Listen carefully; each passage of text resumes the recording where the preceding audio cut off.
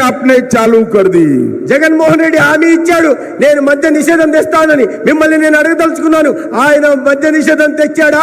తేకపోగా పైగా మద్యం సిండికేట్ ను స్థాపించి అవినీతికి పాల్పడుతున్నాడు। आरोग्यश्री योजना तो चालू कर दी, मगर पेमेंट नहीं होता है तो सारे लोगों ने आरोग्यश्री के पेशेंट को हॉस्पिटल में लेने से मना कर दिया। ఆరోగ్యశ్రీ ఆర్భాటంగా ప్రారంభమైతే చేశాడు కానీ ఒక్క పైసా నిధులు ఇవ్వలేని కారణంగా పేదలు ఆసుపత్రికి వెళ్తే ఏ ఆసుపత్రి కూడా అడ్మిషన్ ఇచ్చే పరిస్థితి ఈ రాష్ట్రంలో కనిపించడం లేదు।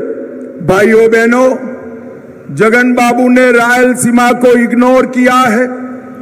मैं आपको कहने आया हूं, मोदी जी और चंद्रबाबू जी को जिता दीजिए।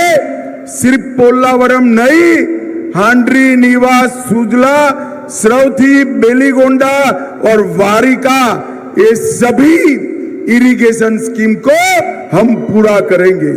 జగన్మోహన్ రెడ్డి రాయలసీమలోని పెండింగ్ ప్రాజెక్టులను పూర్తిగా నిర్లక్ష్యం చేశాడు।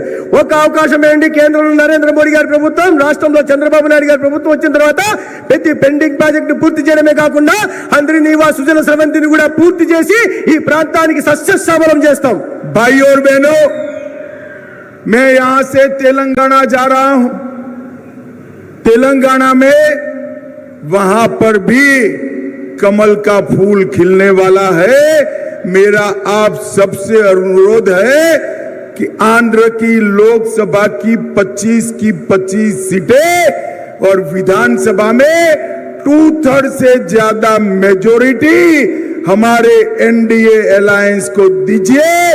चंद्रबाबू नायडू जी को मुख्यमंत्री बनाइए, मोदी जी को प्रधानमंत्री बनाइए। మిత్రులారా, నేను ఇక్కడి నుంచి తెలంగాణ వెళ్తున్నాను। తెలంగాణలో కూడా కమల వికాసం జరగనుంది। అదేవిధంగా ఈ రాష్ట్రంలో కూడా మీరు 25కు 25 పార్లమెంట్లు సీట్లు ఇవ్వండి, అసెంబ్లీలో 2 3 సీట్లు ఇచ్చి చంద్రబాబు నాయుడు గారిని ముఖ్యమంత్రిని చేయండి।